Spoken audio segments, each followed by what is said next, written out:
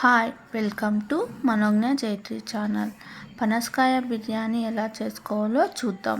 కావలసిన పదార్థాలు: పనసకాయ 1, మరాఠీ మొగ్గ, చెక్క, అనాస పువ్వు, జాపత్రి, షాజీరా, లవంగం, బిర్యానీ ఆకు, కారం, ధనియాల పొడి, జీలకర్ర పొడి, బిర్యానీ మసాలా, ఉప్పు.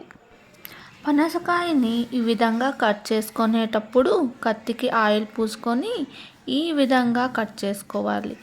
కాయకు కూడా ఆయిల్ పూసుకొని చిన్న చిన్న ముక్కలుగా కట్ చేసుకోవాలి.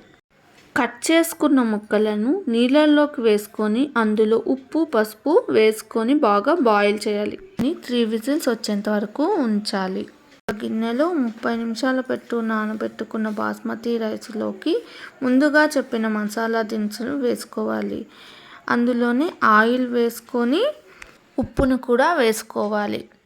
80% ఉడికించుకొని నీళ్ళని వంచేయాలి. ఒక పాత్రలో ఆయిల్ వేసుకొని దానిలోకి ఎర్రగడ్డలు వేయించుకోవాలి. తర్వాత ఉడకబెట్టిన పనసకాయ ముక్కలను వేసుకోవాలి. అందులోకే ముందుగా చెప్పిన కారం, ఉప్పు, ధనియాల పొడి, బిర్యానీ మసాలా, జీలకర్ర పొడి వేసుకొని కలబెట్టుకోవాలి. అందులోకే కొత్తిమీర, పుదీనా, కొంచెం పసుపు వేసుకొని మళ్ళీ కలబెట్టుకోవాలి. కలబెట్టుకొని దానిలోనే 1 కప్పు పెరుగు వేసుకొని బాగా మిక్స్ చేయాలి. ఇలా ఆయిల్ పైకి వచ్చేంత వరకు ఫ్రై చేసుకోవాలి. ముందుగా బాయిల్ చేసుకున్న రైస్ని దమ్ పైన స్ప్రెడ్ చేసుకోవాలి.